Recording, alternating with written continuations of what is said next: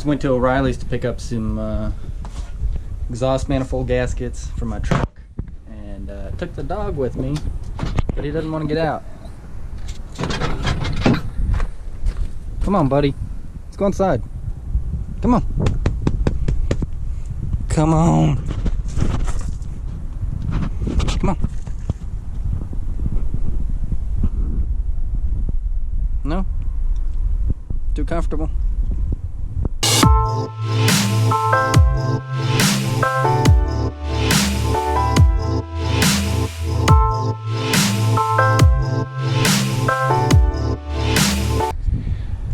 I got this for Christmas like 3 years ago, and I cannot describe to you how many times I've used it. It's always gotten me out of a pinch everywhere I've gone. It's got just about everything you need. Most socket sizes, most small wrench sizes. Okay, so here's a side-by-side. This is the old gaskets that are coming out. There's no metal ring on there. This is the only thing I had to use when I broke down in that hotel for a week. So I just reuse the gaskets. Or there is a metal ring, it's just smashed because they've already been used once. So I put them back on, and then these are the new ones. They were like $29, but that was for all 6 of them. So hopefully that fixes the problem. I guess we'll see. That one's way back there. Quarter turn at a time, baby. It's a little tight. It's got some pressure on it from the way this manifold's sitting. It's gonna be hard to get that one back in by myself.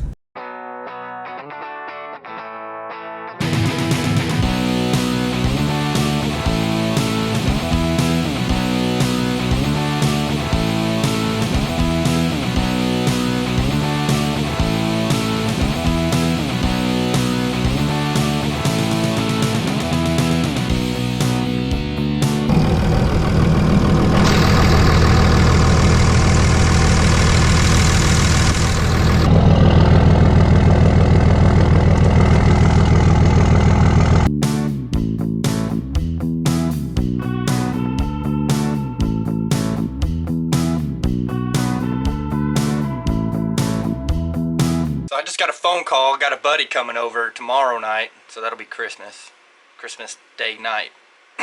But I guess I'm gonna go be his helper or something for a week. He needs one just for a week, so I help him out a little bit, you know.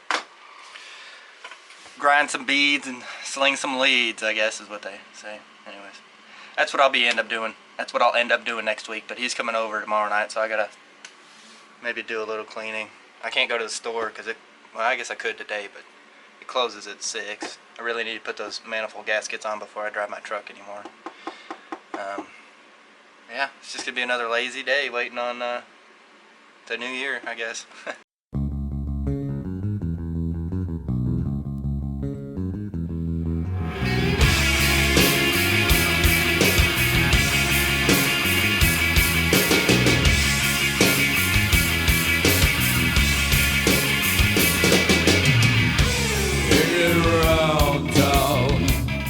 About Jesus, wondering if I believe, all about the day when the nailed you high, when your crown of thorns all covered in flies, how you gave your life for me, all please. It doesn't matter what they say, no, doesn't matter what they thinking about life now, wondering if I believe. So here I am working, right? Working as a helper for my buddy. Just had a job for a week as a helper, you know, just helping him out. And I've worked for this company before, and I drug up on him to take an opportunity at a better company, making more money with more hours. This company that I'm helping for, when I left them, they gave us like 4 wind outs in a row, and on top of that, they were only doing 50 hours a week, so there was no money, you know. And Parker, here my buddy, he went over to talk to the weld boss to see what we had next, and the weld boss told me that I couldn't work here anymore because I'm blackballed, apparently. I guess I hurt somebody's feelings when I drug up. Yeah. and said I had to go home after today. Said we could work the rest of the day, but Parker didn't like working without me, I guess. He's in love with me or something. Well, we're both blackballed. So now we're both blackballed, yeah. That's how my day's been. How's yours?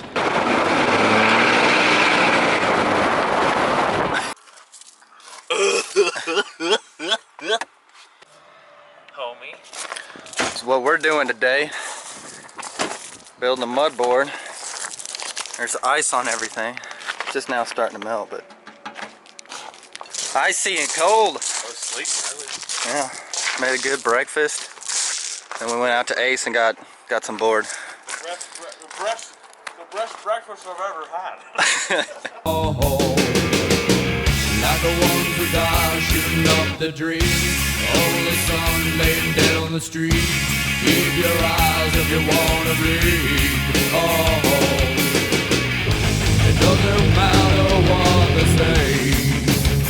No, it doesn't matter what they say. I'm lonely. All I wanna know now.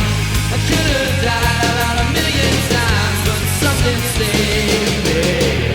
We leave your pain and suffering until the day.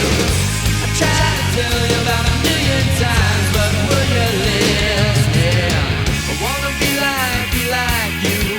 I wanna be like you. I wanna be like you. I wanna be like you. I wanna be like you.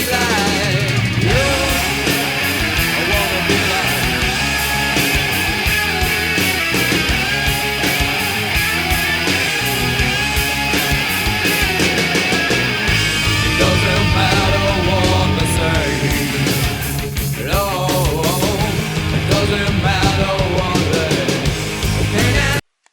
What's it actually like living in a camper for a full-time job? More than full-time, 100 hours a week. Man.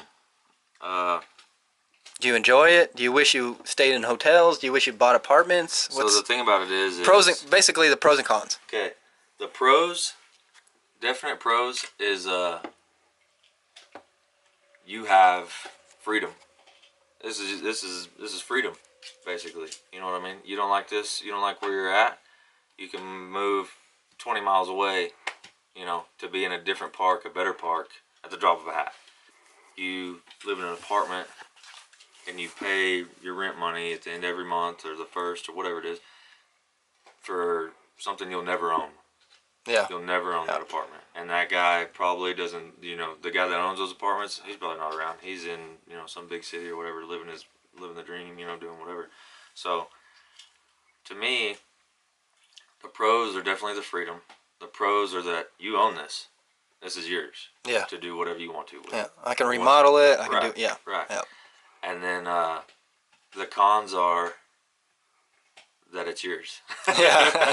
The cons are also that it's yours. All the because- maintenance, the upkeep, and right. traveling it and pulling it 2,100 miles or something crazy, Right, and living in a camper, man, when it's hot outside, it's hot in the camper. And when it's cold outside, it's 9 times out of 10 going to be pretty chilly in the camper. So Parker, how did you get into welding? How did you get into rig welding?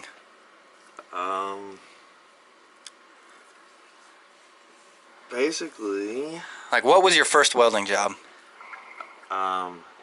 what I did was back home, it was like nothing. I mean, we had I worked for a guy that had like a fencing company, and it was like harder work than we do now. But like stretching barbed wire fence and building cattle guards and H braces and all that. And that's whenever I first kind of like started playing around with it. But it was when you first start, you don't know. You don't know anything. You Yeah. don't know nothing. I mean, like it was just peanut welding, And you're just trying to make stuff stick together. You don't know anything about heat or nothing like that. So eventually I moved. Whenever I moved, I kind of came into an area that had more like oil and gas, a lot more oil and gas, more oil field work. And so all it was I was around a lot more of it, and I would see these trucks and see all this stuff, and you know, you get a job where you start making more money. And I've worked in plants. What we did was we would repair leaks in like gas plants. So like hang anywhere from like a little 2-inch ball valve to like a 20-inch, you know, gate valve or whatever. And Yeah. anything is like leaking or, you know.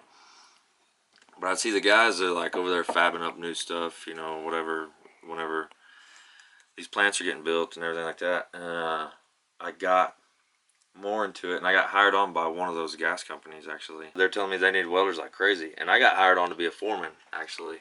So what I was doing was I was running a crew, or 2 crews, and what I do is we did anomaly digs. And we replacing pipe in the ground, replacing old pipe. Fixing pipelines that are leaking and, Right, and yeah. thin and stuff? Yeah. Okay, So, like, you know, whenever the wall thickness breaks down or whatever, or just rusts out or whatever it is, you know, and you fix, it's up to the gas company. You can fix 100 feet or you can fix 100 miles. It's just whatever they want to do. So, anyways, I was a foreman. While I was doing that, I already had the truck, already had everything like that. And I started getting more around it, you know, just doing all that. And I already had a machine. And basically what I did was I made the jump from foreman to, they said they were hiring welders. They needed welders. And I was like, well, you know, looking back on it now, they needed welders for a project, but nobody was going to fill my spot as a foreman.